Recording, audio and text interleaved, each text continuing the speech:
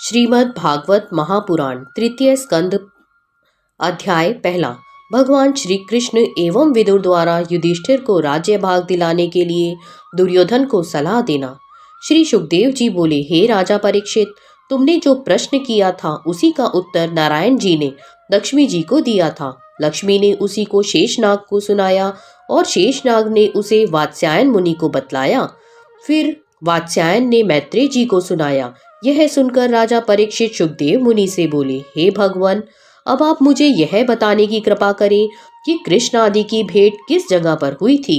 सुखदेव जी बोले, हे राजन, जिस समय राजा धृतराष्ट्र ने अपने भतीजे युधिष्ठिर आदि को पराया मानकर अपने पुत्र दुर्योधन आदि को प्राणाधार जाना, उस समय दुर्योधन ने अर्जुन आदि पांचों पांडवों को तो प्रथम लाक्षागृह में ठहराकर आग लगवा दी। इसके बाद भीमसेन के खाने के लिए जहर के लड्डू भेजे। इतने पर भी वे न मरे तो उसने जुए में छल करके उनका समस्त राज्य और संपत्ति ले ली। तत्पश्चात उसने द्रौपदी को राजसभा में नग्न करने के विचार से दुशासन को उसका चीरहरण करने का आदेश दिया। इस पर भी उसके मन को जब शांति न हुई तब उसने पांडवों को 13 वर्ष का वनवास दिया। पुरुषोत्तम भगवान श्री कृष्ण की कृपा से पांडवों की सर्वत्र रक्षा हुई। फिर 13 वर्ष पर्यंत जब वे वन से लौट आए तब भी दुर्योधन ने उन्हें उनका राज्य भाग देना स्वीकार नहीं किया। उस समय कृष्ण, कृपाचार्य और विदुर आदि महाराज धृतराष्ट्र के बुलाने पर पंच बनकर दुर्योधन की सभा में गए और उसे झगड़ा समाप्त करने के हेतु बहुत समझाया। भगवान श्री कृष्ण, पितामह भीष्म और द्रोणाचार्य ने धृतराष्ट्र को समझाते हुए कहा, हे राजन, तुम्हारे और भाई पांडु के पुत्रों में कोई भेद नहीं है। दुर्योधन आदि तुम्हें स्वर्ग को नहीं ले जाएंगे और न युधिष्ठिर आदि तुमको नरक में ही डालेंगे। अतः तुमको उचित है कि तुम पांचों पांडवों को भोजन मात्र के लायक कुछ गांव देकर ही संतुष्ट कर दो। इसमें तुम्हारी सब प्रकार से भलाई होगी। राजा धृतराष्ट्र को जब यह बात भली न लगी तब विदुर जी ने अपने भाई धृतराष्ट्र को अधर्म पर देखकर सत्य बात जानते हुए इस तरह समझाया, हे भ्राता, युधिष्ठिर आदि पांचों पांडव बड़े ही सज्जन हैं। वे किसी से शत्रुता नहीं रखते और सबको अपना प्रिय मानते हैं। इसलिए तुम उन्हें उनका हिस्सा अभी दे दो तो ठीक है। वैसे तो युधिष्ठिर, अर्जुन, भीम, नकुल और सहदेव ये पांचों भाई इतने बलवान हैं कि अगर उनमें से कोई एक भी चाहे तो वह संग्राम में दशों दिशाओं के दिक्पालों को हताश कर सकता है। इसके अलावा भगवान श्याम सुंदर उनके सहायक हैं। तुम जो यह जान रहे हो कि मेरे 100 पुत्र बड़े ही बलवान हैं, सो तुम यह निश्चय जान लो कि भगवान नंदन से विपरीत चलने पर तुम उनका कुछ नहीं बिगाड़ सकोगे। इस अत्याचार से तुम्हारा समस्त धन और धर्म चला जाएगा। तुम्हारा पुत्र दुर्योधन प्रभु त्रिलोकीनाथ श्री कृष्ण से बैर रखता है, इसलिए अगर तुम उससे प्रेम रखोगे और उनकी आज्ञा अनुसार चलोगे तो वह तुमको बहुत ही हितकारी सिद्ध होगा। इन सब बातों को सोचते हुए तुम पांचों पांडवों का राज्य भाग तुरंत दे दो। दुर्योधन तो राज्य और धन के मद में अंधा हो रहा है, इसलिए तुम उससे राज्य पदक को वापस ले लो। इसी में तुम्हारा और तुम्हारे वंशजों का भला है। नहीं तो यह याद रखना कि भगवान श्री कृष्ण के विमुख रहने के कारण तुम्हारा सर्वनाश हो जाएगा। विदुर जी के इस तरह समझाने पर भी राजा धृतराष्ट्र ने कोई जवाब नहीं दिया। उस समय दुर्योधन ने कुपित होकर अपने सेवकों से कहा, तुम विदुर को मेरी सभा से बाहर निकाल दो। यह दुष्ट हमारे कुल की दासी का पुत्र होकर भी पांडवों के पक्ष में बोलता है। यद्यपि हम अभी तक इसका पालन करते रहे हैं, फिर भी यह हमारे उपकारों पर कोई ध्यान न देकर उल्टा हमको धर्मोपदेश देकर अपनी नीचता दिखा रहा है। दुर्योधन की आज्ञा को सुनकर सेवकों ने विदुर जी को सभा से बाहर निकालना चाहा। उसी समय विदुर ने अपने मन में सोचा कि यदि कोई व्यक्ति मेरी बाह पकड़कर मुझे बाहर करेगा तो उस समय मेरा बड़ा अपमान होगा। अतः मुझे चाहिए कि इससे पहले ही मैं सभा से बाहर आ जाऊं।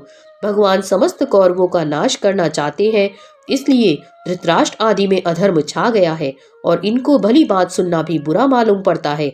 यह सोचकर विदुर जी सभा से उठकर द्वार पर चले आए और उन्होंने अपने धनुष बाण आदि अस्त्र शस्त्रों को उतारकर वहीं पर रख दिया। शस्त्र रखने का कारण यह था कि शस्त्र सहित जाने पर दुर्योधन अपने हृदय में कहीं यह न सोचे कि विदुर जी पांडवों में जा मिले हैं। इतना ही नहीं बल्कि वस्त्र भी विदुर जी ने वहीं उतार दिए थे और केवल एक लंगोटी बांधे हुए तथा चादर ओढ़कर हस्तिनापुर से निकल तीर्थ यात्रा करने के लिए बद्रिका आश्रम की तरफ प्रस्थान कर दिया। हे राजन, विदुर जी का शस्त्र रखने का यह भी कारण था कि वे भगवान श्याम सुंदर के परम भक्त होने से आने वाली बात को जान लेते थे। उन्होंने अच्छी तरह यह जान लिया था कि अब दुर्योधन आदि कौरवों का नाश होने वाला है। इसलिए वहां से निकलकर 1 वर्ष तक उत्तराखंड की यात्रा करने के बाद विदुर जी यमुना नदी के किनारे देव दर्शन करते हुए मैत्रेय ऋषि के आश्रम पर आए। वहां वे बहुत दिनों तक रहे। उन्हीं दिनों महाभारत का युद्ध हो रहा था, जिसमें कौरवों आदि सभी अधर्मी राजा मारे गए और भगवान श्री कृष्ण की कृपा से युधिष्ठिर को राज सिंहासन मिला। जिस समय भक्त उद्धव भगवान श्री कृष्ण के गौलोक धाम सिधारने के बाद द्वारिका से बद्रिका आश्रम को जा रहे थे, उस समय मार्ग में विदुर जी से उनकी भेंट हो गई। तब दोनों ही भगवत भक्त आपस में प्रेम पूर्वक गले मिले।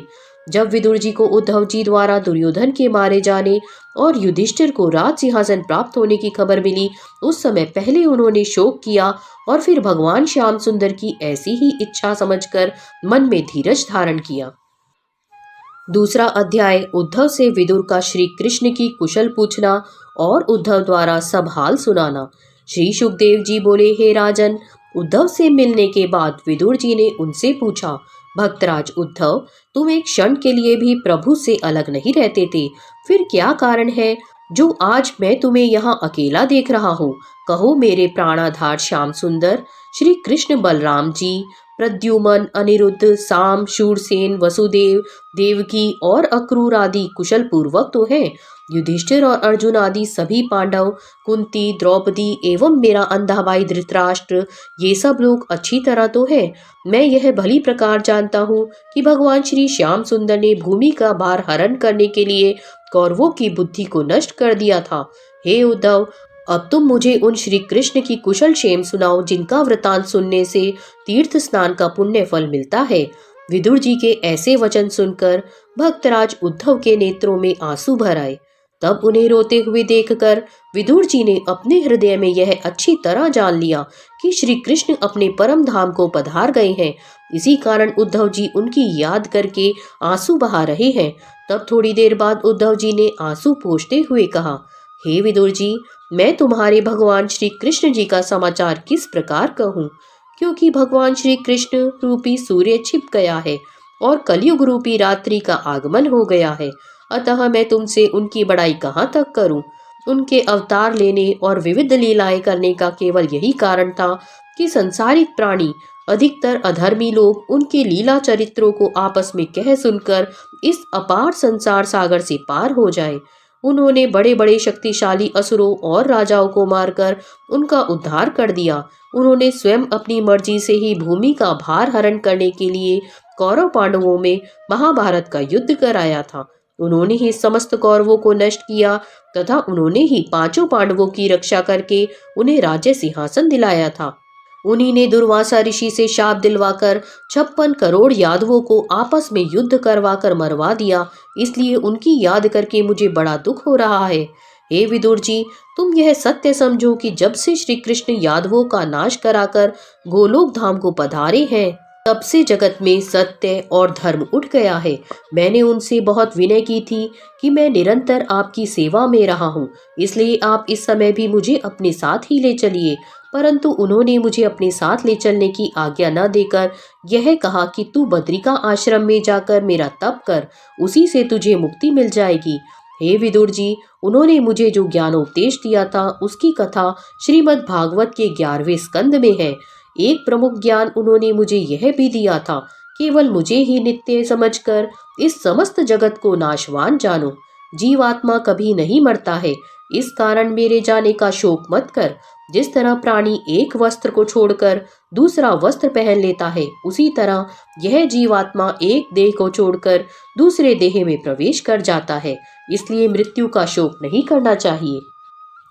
तीसरा अध्याय, उद्धव जी द्वारा विदुर जी से श्री कृष्ण की प्रशंसा और भागवत स्तुति करना।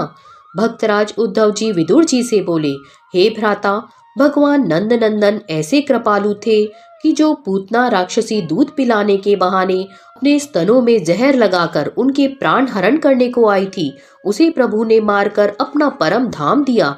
ऐसे दीनबंधु प्रभु को छोड़कर अन्य और किसकी शरण ली जाए? राजा कंस के पढ़ाए हुए जो भी राक्षस उनको नष्ट करने के लिए आए, उन सब का संहार करके उन्होंने उन्हें अपने परम धाम को भेज दिया। उन्हीं प्रभु ने इंद्र के गर्व को चूर्ण किया और गोपी ग्वालों को बैकुंठ लोक का दर्शन कराकर उन्हें अपना चतुर्भुज स्वरूप दिखलाया। श्री कृष्ण ने दंत बाबा की सांप के काटने से रक्षा की और वज्र गोपियों के साथ अनेकों रास लीलाएं की। उन्होंने शंखचूड़, केशी, अघासुर, बकासुर इत्यादि दानवों का संहार करके अपने परम धाम को भेज दिया। जब कंस के भेजे हुए अक्रूर जी उनको अपने साथ लेकर मथुरा को जा रहे थे, तब मार्ग में यमुना स्नान करते समय जल के अंदर प्रभु ने उनको अपने चतुर्भुजी रूप से दर्शन दिया। फिर भगवान श्री कृष्ण ने मथुरा में जाकर कंस के धोबी का वध किया और बाहुक नामक दर्जी को वस्त्र पहनाने के कारण प्रसन्न होकर उसे कभी धनहीन न होने का वरदान दिया। फिर चंदन लगाने से प्रसन्न होकर कंस की दासी कुब्जा को सीधा करके उसे देवांगनाओं के समान रूपवती कर दिया। फिर उन्होंने रंगभूमि में जाकर शिव जी के कठोर धनुष को गन्ने की तरह तोड़ डाला और डूर, मुष्टिक आदि पहलवानों को कुश्ती में पछाड़कर राजा कंस को उसके 8 भाइयों समेत संहार करके अपने परम धाम को भेज दिया। जिन परम ज्योति स्वरूप श्री कृष्ण को ब्रह्मा, शिव एवं काल आदि त्रिलोकीनाथ समझकर उनका भजन तथा स्मरण करते हैं, उन्हीं प्रभु ने सेवकों के समान राजा उग्रसेन को अपना भक्त जानकर उनके आदेशों का पालन किया। जैसे बालक खेलते समय चींटी को मार डालते हैं, उसी तरह प्रभु ने बड़े बड़े शक्तिशाली दानवों, असुरों और राजाओं को एक क्षण में ही मार डाला। श्रीमद् भागवत के 10वें तथा 11वें स्कंद में उन प्रभु की समस्त लीलाएं कही गई हैं।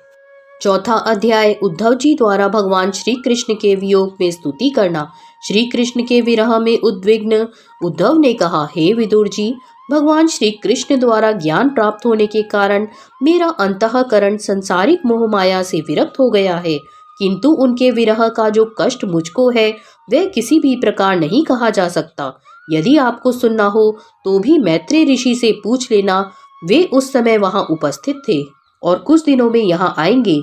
जिस समय प्रभु श्री कृष्ण अंतर्ध्यान होना चाहते थे, उस समय मैत्रेय ऋषि ने प्रभास क्षेत्र में जाकर उन्हें प्रणाम किया था। उस समय श्री श्याम सुंदर ने कहा था, हे मैत्रेय जी, मैं तुम्हारी मनोभावनाओं को जानता हूँ, अतः आप धीरज धरें। मेरी माया आपको नहीं सताएगी, क्योंकि आप मेरे भक्त हैं और पूर्व जन्म के देवता हैं। इस जन्म में आपने श्री वेद व्यास जी के भाई और पाराशर ऋषि के पुत्र के रूप में जन्म लिया है। वात्स्यायन ऋषि ने जो भगवत धर्म आपसे कहा है, आप उसी धर्म का स्मरण करते रहें, उसी के द्वारा आप संसार सागर से पार हो जाएंगे। हे विदुर जी, सच्चिदानंद श्री कृष्ण के यह वचन सुनकर मैत्रेय जी ने उत्तर दिया, हे परब्रह्म प्रभु, आपके चरित्रों को ध्यान करते हुए मुझे बड़ा ही आश्चर्य होता है। स्वयं काल भी आपके सामने आंख उठाकर नहीं देख सकता है, परंतु आप जरासंध तथा काल यवन के सन्मुख पैदल भागे थे। हे भगवान, आपके मर्म को कोई भी नहीं जान सकता है। इस तरह अनेकों प्रकार से भगवान श्याम सुंदर की स्तुति करने के बाद श्री मैत्रेय जी वहां से वापस चले आए। हे विदुर जी, अब मैं भगवान श्री कृष्ण के आदेश अनुसार बद्रिका आश्रम जा रहा हूँ। वहां जाकर मैं देह को त्यागूंगा। यद्यपि तुम यह कहो कि ज्ञान प्राप्त होने पर भी मेरे नेत्रों से जल क्यों बह रहा है और इस तरह शोक क्यों कर रहे हो, इस विषय में मेरा यह कथन है कि श्री कृष्ण की दयालुता और स्नेह को स्मरण करके उनके बिछोड़ने का दुख मुझे एक पल के लिए भी नहीं भूलता है। मैं उसी ज्ञान के बल से अभी तक जीवित हूँ, नहीं तो भगवान श्याम सुंदर के बिछुड़ते ही मेरे प्राण इस देह को त्याग देते। मुझे आपसे केवल यही कहना है कि भगवान श्री कृष्ण ने भूमि का भार हरण करने के लिए ही अवतार धारण किया था। अतः हे विदुर जी, उन प्रभु की इच्छा को ही सर्वोपरि समझो। इतनी कथा कहकर सूत जी बोले, शौनक आदि ऋषियों, जो मनुष्य भगवान श्री कृष्ण की लीलाओं को सुनते सुनते रोने लग जाते हैं, उनके जन्म जन्मों के पाप नष्ट हो जाते हैं। भगवान श्री कृष्ण के अवतार की कथाओं तथा लीलाओं के सुनने व याद करने से बढ़कर अन्य कोई उपाय मनुष्य के उद्धार के लिए नहीं है। 5वां अध्याय उद्धव जी का विदुर जी से विदा होकर बद्रिका आश्रम में जाकर शरीर त्याग करना। श्री सुखदेव जी बोले, हे राजन, इसके बाद उद्धव जी ने विदुर जी से कहा, हे भ्राता, अब मुझे जाने की आज्ञा दो, क्योंकि मैं बद्री नारायण को जाना चाहता हूँ। भक्त उद्धव के यह वचन सुनते ही विदुर जी के नेत्रों में जल भर आया। वे बोले, हे उद्धव जी, भगवान मुरली मनोहर ने पृथ्वी पर अवतरित होकर समस्त संसार में अपने प्रताप एवं यश को चंद्रमा के प्रकाश की तरह फैला दिया और धर्म तथा गौ ब्राह्मणों की रक्षा करने के बाद वे अपने गोलोक धाम को पधार गए। हम लोगों ने अपने अज्ञान एवं दुर्भाग्य के कारण ही उनकी महिमा को नहीं जाना। तुम तो आठों प्रहर सदैव उनके समीप ही रहते थे, परंतु उनकी माया ऐसी प्रबल थी कि तुम भी उनको न जान सके। इस कारण निश्चय ही यह जानना चाहिए कि भगवान श्री नंद नंदन की कृपा के बिना उनके कर्म को कोई भी नहीं जान सकता है। यदि मुझ जैसा व्यक्ति तुम जैसे हरि भक्तों की ही सेवा में रहे तो भी जन्म सफल हो सकता है, परंतु भगवान श्याम सुंदर की कृपा के बिना हरि भक्तों का सत्संग भी सहज ही नहीं मिलता है। किसी पूर्व जन्म में पुण्य के कारण ही मुझे यहाँ तुम जैसे हरि भक्त के दर्शन मिले हैं। सूत जी ने शौनक आदि ऋषियों से और श्री सुखदेव जी ने राजा परीक्षित से कहा। इस तरह आपस में बातचीत करने के बाद उद्धव जी ने विदुर जी से विदा होकर बद्रिका आश्रम को प्रस्थान किया और वहां पहुंचकर भगवान श्याम सुंदर श्री कृष्ण के चरण कमलों का स्मरण करते हुए योगाभ्यास द्वारा अपना देह त्याग कर भगवान के परम धाम को प्राप्त किया। छठा अध्याय मैत्रेय जी द्वारा विदुर जी को संसार की उत्पत्ति का वृतांत सुनाना। श्री सुखदेव जी बोले, हे राजा परीक्षित, जब विदुर जी ने हरिद्वार में जाकर मैत्रेय जी से भेंट की, उस समय उनके मुख को देखकर मैत्रेय जी ने पूछा, हे विदुर, तुम इतने उदास क्यों हो रहे हो? तुम्हारे दुखी होने का क्या कारण है? यह बात सुनकर विदुर जी ने भक्तराज उद्धव से भेंट होने का समस्त वृतांत कह सुनाया और जिस तरह उद्धव जी ने उन्हें बताया था वह श्री कृष्ण के अंतर्ध्यान होने से, महाभारत में दुर्योधन आदि कौरवों के मारे जाने से और यदुवंशियों के आपस में संहार होने का वृतांत कहते हुए इस प्रकार कहने लगे, हे ऋषिवर, भगवान श्री कृष्ण के गोलोक धाम पधारने से मेरी यह हालत हो गई है। अब मेरी यह इच्छा है कि आपने उन सच्चिदानंद भगवान पुरुषोत्तम के मुखारविंद से जो ज्ञानोपदेश सुना है उसे आप मुझे भी सुनाने की कृपा करें। मैत्रेय जी यह सुनकर विदुर जी से बोले, हे विदुर जी, जिस ज्ञान को सुनने की तुम्हारी इच्छा हो उसे मुझे बताओ। मैंने भगवान श्याम सुंदर के मुख से उस विषय में जो कुछ सुना होगा उसे तुमको भी सुना दूंगा। विदुर जी बोले, हे ऋषिवर, मनुष्य अपने सुख के लिए परिश्रम करता है, इसलिए आप सर्वप्रथम मुझे यह बताने की कृपा करें कि उस दुख को देने वाला कौन है। तत्पश्चात आप मुझको यह बताएं कि परब्रह्म प्रभु ने निराकार रूप से साकार रूप धारण क्यों किया। उनका सृष्टि रचकर पुनः उसे नष्ट कर देने से क्या लाभ होता है। मैं तो केवल यही समझता हूँ कि संसारिक प्राणियों को इस अपार संसार सागर से पार करने के लिए और उनके पापों का नाश करने के निमित्त ही श्री नारायण भगवान यह सोचकर सगुण रूप धारण करते हैं कि मनुष्य उनके चरित्र एवं लीलाओं का वर्णन, स्मरण और ध्यान करके अपने को सुधार लेंगे। इतने पर भी यदि संसारिक प्राणी अपने अज्ञानवश उस परब्रह्म परमेश्वर के लीला चरित्रों को सुनने की ओर अपना ध्यान न लगाएं और रात दिन संसारिक माया मोह में फंसे रहकर अपने जीवन को समाप्त कर दे, तो यह उनका बड़ा ही दुर्भाग्य है। मुझे यह भी बताइए कि आदि पुरुष भगवान किस तरह से ब्रह्म बनकर संसार की सृष्टि रचते हैं और विष्णु बनकर सबका पालन करते हैं तथा शिव के रूप में किस तरह जगत का संहार करते हैं। ऐसा कौन सा उपाय है जिसके करने पर श्री नारायण भगवान प्रसन्न होते हैं और संसारिक मनुष्य अपनी अभिष्ट कामना को पाकर अंत में मोक्ष पद को प्राप्त करता है। 84 लाख योनियों में घूमने और नरक में बहुत कष्ट भोगने के पश्चात जब यह जीवात्मा मनुष्य देह धारण कर लेता है, तब भी वह प्रभु की माया में लिप्त रहकर अत्याचार करना क्यों नहीं छोड़ता। वह ऐसा कार्य क्यों नहीं करता जिससे सदा के लिए आवागमन से मुक्त हो जाए। हे नाथ, यह सब वृतांत आप मुझे कृपा कर बताइए, तभी मेरे मन का संदेह नष्ट होकर मुझे ज्ञान प्राप्त हो सकेगा। 7वां अध्याय श्री मैत्रेय जी द्वारा भगवान श्री कृष्ण की महिमा का गुणानुवाद वर्णन। श्री सुखदेव जी कहने लगे, हे राजन, विदुर के ऐसे वचन सुनकर मैत्रेय जी बोले, हे विदुर, तुम परम विवेकी हो, बालकपन से ही तुम्हारा प्रभु के चरणों में स्नेह रहा है। यद्यपि तुमसे कोई भी बात छिपी नहीं है, तो भी यदि तुम पूछते हो तो मैं अपनी मति के अनुसार उसे तुम्हें सुनाता हूँ। हे विदुर, जो प्राणी भगवान श्री हरि से प्रेम नहीं करते, वे बहुत कष्ट पाते हुए इस अथाह भवसागर में पड़े रहते हैं और कभी जन्म मरण से छुटकारा नहीं पाते हैं। जो मनुष्य केवल अपने स्वार्थ में ही लगे रहते हैं, उन्हें दुख के अलावा सुख कभी नहीं मिलता है। यदि वे क्षण मात्र भी श्री हरि का भजन तथा स्मरण कर लें, तो वे निश्चय ही संसार के कष्टों से मुक्त हो सकते हैं। इस संसार में जन्म लेकर प्राणी जैसा कर्म करता है, उसे वैसा ही फल मिलता है। श्री नारायण की कृपा के बिना मनुष्य को सांसारिक माया मोह से मुक्त होना बहुत ही कठिन है। उस माया जाल से मुक्त होने के लिए मनुष्य को सच्चे मन से श्री नारायण जी का ध्यान करना चाहिए और उनको श्री नारायण जी के चरित्रों का श्रवण करना चाहिए। जब कोई मनुष्य इंद्रियों के विषय भोग आदि सुखों को त्याग कर श्री हरि का स्मरण करता है, तब माया जाल से मुक्त होता है। जिस प्रकार स्वप्न का दुख जागृत होने पर प्रतीत नहीं होता है, उसी प्रकार हरि स्मरण करने पर लोक परलोक दोनों का दुख नष्ट हो जाता है। 8वां अध्याय देवताओं द्वारा भगवान श्री नारायण के गुणगानों का वर्णन।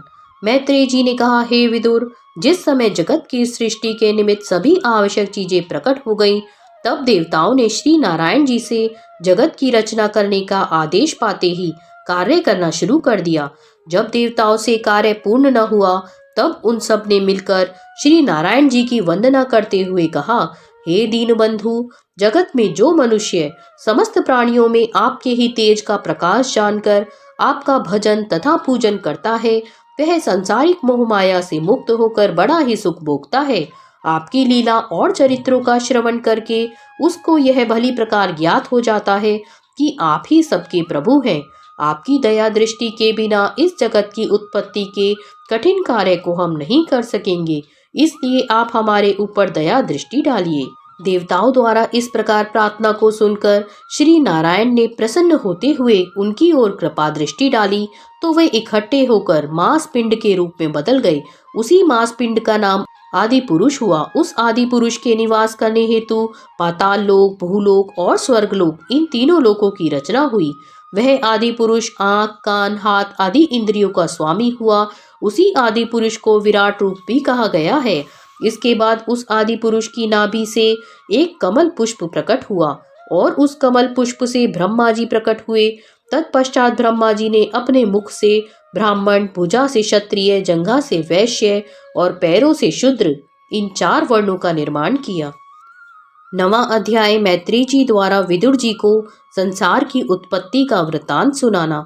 इतना वृतांत सुनाकर विदुर जी ने मैत्रेय जी से पूछा, हे महामुने, यह तो आपने आदि पुरुष के अवतार की कथा कही, अब आप कृपा कर अन्य अवतारों की कथा भी कहिए। मैत्रेय जी ने कहा, विदुर जी, प्रलय काल होने के बाद जब चारों ओर पानी ही पानी था, उस समय आदि पुरुष शेषनाग की शैया पर शयन कर रहे थे। तब उनकी नाभि से एक बड़ा ही तेजवान कमल पुष्प प्रकट हुआ और उस कमल पुष्प की नाल से ब्रह्मा जी उत्पन्न हुए और उस कमल पुष्प के ऊपर जा बैठे। तत्पश्चात ब्रह्मा जी ने अपने हृदय में विचार किया कि मुझे किसने जन्म दिया है और यह कमल पुष्प किसके आधार पर खड़ा है। इस बात को पता लगाने के लिए ब्रह्मा जी उस पुष्प की डंडी पकड़कर नीचे उतर आए। 1000 वर्ष तक निरंतर जल की था लेने पर भी जब उस कमल पुष्प की जड़ का कोई पता न चला, तब वे थक कर फिर उसी कमल पर आ बैठे। इसलिए यह जानना चाहिए कि शुरू में सभी जीव अज्ञानी हैं। श्री नारायण की कृपा से ही सबको बाद में ही ज्ञान प्राप्त होता है।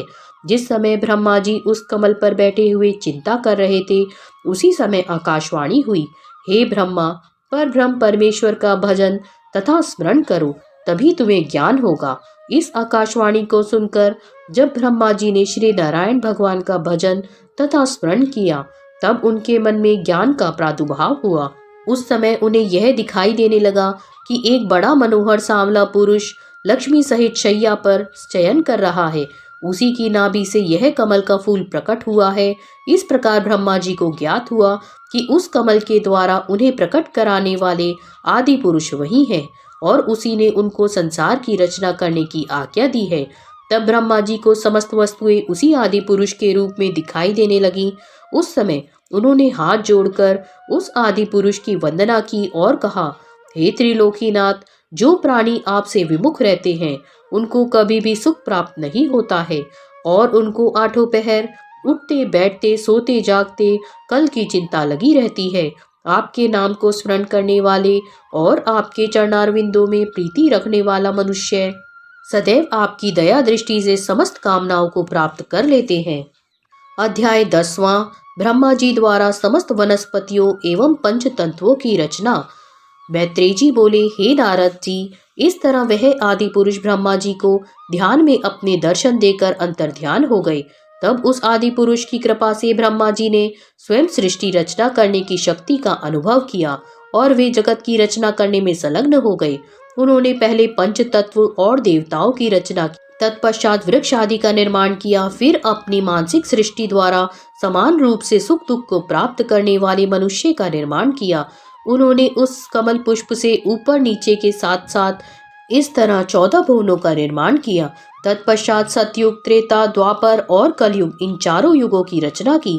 पुनः वर्ष, मास, पक्ष, वार, घड़ी और पल का निर्माण किया, जिनके बीतने पर देवता, मनुष्य, दैत्य और असुरों आदि समस्त प्राणियों की उम्र पूरी होती है। ब्रह्मा जी की उम्र के एक दिन में 14 मनवंतर होते हैं और एक एक मनवंतर में 71 चतुर्युग होते हैं। इस तरह ब्रह्मा के एक दिन में 994 चतुर्युगों को व्यतीत हुआ जानना चाहिए। इसी दिन के प्रमाण से 30 दिन का एक महीना और 12 महीनों का एक वर्ष गिनकर ब्रह्मा की उम्र 100 वर्ष होती है। ब्रह्मा की रात्रि भी दिन के बराबर होती है। ब्रह्मा जी दिन में प्राणियों की रचना करते हैं, उनकी रात होने पर जगत की प्रलय हो जाती है। उस समय सभी प्राणी नष्ट हो जाते हैं। रात्रि व्यतीत होने पर जब पुनः प्रातः काल होता है, तब जिस प्राणी ने जैसा कर्म किया था उसी के अनुसार ब्रह्मा जी उनको विभिन्न योनियों में प्रकट करते रहते हैं। ब्रह्मा जी की आयु के 50 वर्ष बीतने को अर्ध प्रलय कहा जाता है और 100 वर्ष की आयु बीतने पर ब्रह्मा जी की भी मृत्यु हो जाती है। उस समय चारों तरफ केवल अजन्मा आदि पुरुष ही शेष रह जाते हैं। इस तरह यह एक ब्रह्मांड की कथा कही गई है। इसी तरह अनेक ब्रह्मांड है और उन सब के स्वामी, स्थिति, पालन और संहारकर्ता आदि पुरुष भगवान ही है। यदि वे चाहे तो एक पल में ही कई हजार ब्रह्मांडों को रचकर पुनः एक एक पल में ही उनको नष्ट भी कर सकते हैं, परंतु इस भेद को कोई नहीं जान पाता है। वे आदि पुरुष नारायण जी उस समय भी थे जब कोई भी नहीं था और तब भी रहेंगे जब कोई नहीं रहेगा, इसलिए वे अजन्मा है। इस ब्रह्मांड में जो कुछ भी दिखाई देता है वह सब उन्हीं का रचा हुआ है। मनुष्य जो भी उत्तम, मध्यम एवं नीच कर्म करता है वह सब उन्हीं की माया है। इसलिए समस्त प्राणियों में उन्हीं आदि पुरुष भगवान का प्रकाश समझो। 11वां अध्याय। ब्रह्मा जी द्वारा सनक, सनंदन, सनातन, संत कुमार तथा रुद्र भगवान की रचना। मैत्रेय जी बोले, हे विदुर जी, जब ब्रह्मा जी को देवताओं तथा मनुष्य को प्रकट करने पर भी शांति न हुई, तब उन्होंने संसार का विस्तार बढ़ाने के लिए सनक, सनंदन, सनातन और संत कुमार, जो श्री नारायण जी के अवतार ही हैं, उनकी रचना की। इसके बाद इन चारों भाइयों से प्रजा का निर्माण करने के लिए कहा। ब्रह्मा जी की आज्ञा सुनकर इन चारों भाइयों के हृदय में यह ज्ञान प्रकट हुआ कि जो माता पिता, भाई आदि श्री नारायण का भजन करने में बाधक हो, उनको अपना हितैषी नहीं जानना चाहिए। इसलिए हम लोग प्रजा की रचना नहीं करेंगे। यह विचार कर उन्होंने ब्रह्मा जी से कहा, हे पितामह, हम आपसे यह वरदान मांगते हैं कि हम हमेशा 5 वर्ष के ही बने रहें। हमारा हृदय काम, क्रोध, लोभ, मोह आदि के वशीभूत न हो। हम कभी इंद्रिय सुखों की इच्छा न करें। हमें कभी भी युवावस्था और वृद्धावस्था न व्यापे। यदि हम लोग हमेशा 5 वर्ष की अवस्था के ही बने रहेंगे तो हमारी इंद्रियां विषय भोग तथा सांसारिक माया मोह की तरफ आकर्षित न होंगी। हम लोग श्री हरि का भजन एवं ध्यान करना चाहते हैं, इसलिए आप हमको संसार के जीवों की रचना करने की आज्ञा न दीजिए, क्योंकि अगर हम जीवों की रचना करने में लग गए तो भगवान श्री हरि का भजन नहीं कर सकेंगे। उन चारों भाइयों के ऐसे वचन सुनकर ब्रह्मा जी ने उन्हें वरदान दिया कि तुम लोगों की आयु सदा 5 वर्ष की ही बनी रहेगी और समस्त इंद्रियां तुम्हारे वश में रहेंगी। परंतु तुमने जो मेरी आज्ञा को टालकर प्रजा की रचना करना अस्वीकार कर दिया, यह बड़ा ही अनुचित किया। इतनी बात कहकर ब्रह्मा जी के हृदय में अपने पुत्रों द्वारा आज्ञा उल्लंघन करने के कारण क्रोध प्रकट हुआ। उसी समय उनकी दोनों बाहों के बीच से एक श्याम तथा रक्त वर्ण के पुरुष की उत्पत्ति हुई और वह पैदा होते ही रोने लगा। तब ब्रह्मा जी ने उससे रोने का कारण पूछा। तब उस पुरुष ने यह उत्तर दिया कि आप मेरा नामकरण कर मुझे कोई काम बताइए। यह सुनकर ब्रह्मा जी प्रसन्न होकर बोले, तूने पैदा होते ही रुदन किया है, इसलिए तेरा नाम रुद्र होगा। तू प्राणियों की रचना कर और समस्त देवताओं में उत्तम बनकर संसार में निवास कर। सांसारिक प्राणी तुझको शिव, शंकर, महादेव इत्यादि बहुत नामों से पुकारेंगे। ब्रह्मा जी का यह आदेश सुनकर रुद्र ने काम, क्रोध, लोभ तथा अहंकार से भरकर राक्षस, भूत, प्रेत, पिशाच आदि की रचना की। परंतु उस सृष्टि की रचना को देखकर भी ब्रह्मा जी को संतोष नहीं हुआ। तब वे बोले, हे रुद्र, तेरी रचना क्रोध से हुई है, इसलिए जब तक मेरे हृदय में सतोगुण का निवास न होगा तब तक तेरे द्वारा प्रकट किए हुए सभी प्राणी अधर्मी ही रहेंगे। इसलिए तू पहले जाकर तपस्या कर। उस तपस्या के कारण जब तेरा तमोगुण स्वभाव नष्ट हो जाएगा और उसे सतोगुण की प्राप्ति हो जाएगी, तब तुम उस सतोगुण द्वारा प्रजा की रचना करना। तपस्या करने से तुझे भगवान नारायण के दर्शन भी हो जाएंगे। ब्रह्मा जी के यह वचन सुनकर रुद्र ने सृष्टि रचना को बंद कर दिया और तपस्या करने के लिए गए। अध्याय 12वां। ब्रह्मा जी द्वारा नारद, वशिष्ठ, अंगिरा आदि ऋषियों और राजा स्वयंभू, मनु तथा शत्रुपा की रचना का वृतांत। मैत्रेय ऋषि बोले, हे विदुर जी, तत्पश्चात ब्रह्मा जी ने नारद, वशिष्ठ, अंगिरा आदि ऋषियों को प्रकट किया। इसके बाद उन्होंने अपनी वाणी द्वारा सरस्वती नामक परम सुंदरी वस्त्राभूषणों से अलंकृत कन्या को पैदा किया। उस सुंदर कन्या को देखते ही ब्रह्मा जी श्री नारायण जी की माया से उस पर मोहित हो गए और उसके साथ भोग करने की अभिलाषा करने लगे। उस समय नारद, अंगिरा इत्यादि ऋषियों ने ब्रह्मा जी को अधर्म करने पर उद्यत देखकर कहा, हे पितामह, आप समस्त सृष्टि के गुरु हैं। यदि आप ही ऐसे कार्य करेंगे तो अन्य संसारी प्राणी भी यह सुनकर आपका ही अनुसरण करने लगेंगे। अतः आपको अपनी कन्या के साथ भोग करने की इच्छा त्याग देनी चाहिए। इस तरह अपने पुत्रों द्वारा समझाने पर ब्रह्मा जी को ज्ञान प्रकट हुआ। तब उन्होंने लज्जित हो अपने वह देह त्याग कर दूसरी देह धारण की। उस समय ब्रह्मा जी के मृतक देह से जो अंधकार सा उठा वह जगत में कोहरे के नाम से प्रसिद्ध हुआ, जो प्रातः काल के समय दिखाई देता है। इसके पश्चात ब्रह्मा जी ने अपने चारों मुखों से 4 वेद उत्पन्न किए तथा वास्तु विद्या, वैदिक शस्त्र, यज्ञ तथा दान का विधान और संगीत शास्त्र, ये 4 विद्याएं हैं, और ब्रह्मचर्य, गृहस्थ, वानप्रस्थ एवं संन्यास, इन चारों आश्रमों की उत्पत्ति की। तदुपरांत जब ब्रह्मा जी ने यह सोचा कि अकेले मेरे द्वारा ही जीवों की वृद्धि नहीं हो सकती है, तब उन्होंने अपने दाहिने अंग से स्वयंभू मनु नाम के एक पुरुष और बाएं अंग से शत्रुपा नाम की एक स्त्री को उत्पत्ति की। उन दोनों का विवाह कर देने के पश्चात उन्हें यह आज्ञा दी कि तुम मैथुन द्वारा मनुष्यों की उत्पत्ति करो। इस समय ब्रह्मा जी की आज्ञा सुनकर स्वयंभू मनु बोले, हे पिताजी, मैं आपकी कृपा से बहुत से मनुष्य पैदा करूंगा, परंतु उनके रहने के लिए स्थान चाहिए, अतः आप इसका उपाय करें। स्वयंभू की यह बात सुनकर ब्रह्मा जी बोले, अच्छा, तुम सबसे पहले श्री नारायण जी का तप करो, फिर मनुष्यों की उत्पत्ति करना, तब तक मैं उन लोगों के रहने के लिए स्थान का प्रबंध करता हूँ। 13वां अध्याय। ब्रह्मा जी द्वारा स्थान प्राप्ति के लिए श्री नारायण जी की स्तुति करना एवं नारायण जी का वाराह रूप धारण कर पृथ्वी को पाताल से लाना। मैत्रेय जी बोले, हे विदुर, जब स्वयंभू मनु ने पृथ्वी के प्रकट होने की इच्छा की, उस वक्त ब्रह्मा जी आदि पुरुष नारायण जी का स्मरण करते हुए इस प्रकार प्रार्थना करने लगे, हे प्रभु, आपकी कृपा के बिना किसी जीव का कोई कार्य सिद्ध नहीं होता। आप जिसके ऊपर अपनी कृपा रखते हो वही अपने मनोरथ को प्राप्त कर सकता है। हे नाथ, मैं आपकी आज्ञा पाकर जीवों की रचना कर रहा हूँ, परंतु वे लोग किसी आधार के बिना किस प्रकार ठहर सकेंगे, यही चिंता मुझे सता रही है। अब आप मुझे जो आज्ञा दें मैं उसी के अनुसार कार्य करूं। इस प्रकार जब ब्रह्मा जी ने स्तुति की, उस समय श्री नारायण जी ने उन्हें ध्यान में दर्शन देकर इस तरह कहा, हे ब्रह्मा, तुम चिंता मत करो, मैं अवतार धारण कर जीवों के रहने के लिए पृथ्वी ला दूंगा। इतना कहकर श्री हरि अलोप हो गए। तदुपरांत श्री हरि ने अपने मन में यह विचार किया कि हिरण्याक्ष दैत्य पृथ्वी को उठाकर पाताल में ले गया है, अतः अब मुझे उसे वहां से बाहर निकाल लाना चाहिए। इसी समय श्री नारायण जी की लीला से ब्रह्मा जी को छींक आई। तब उनकी नाक के दाहिने छिद्र से मच्छर के समान एक अत्यंत छोटा शूकर उत्पन्न हुआ। क्षण भर में वह शूकर बढ़कर हाथी के समान हो गया और भयानक शब्दों से गर्जना करने लगा।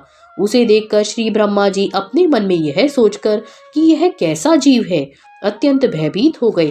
तत्पश्चात उन्हें ज्ञान दृष्टि से यह पता लगा कि श्री नारायण जी ने मेरी प्रार्थना पर पृथ्वी को लाने के लिए ही यह स्वरूप धारण किया है, अन्यथा और किसी जीव की ऐसी सामर्थ्य नहीं जो क्षण भर में इतना बड़ा स्वरूप धारण कर लेता।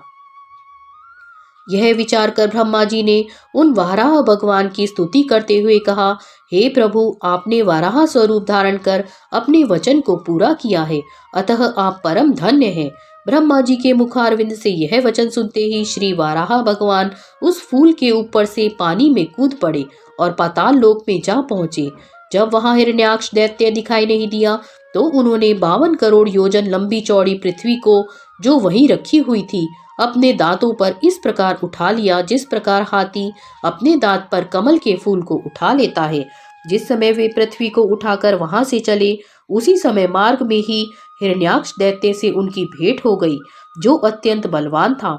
उससे युद्ध करने की शक्ति किसी और देवता में न थी।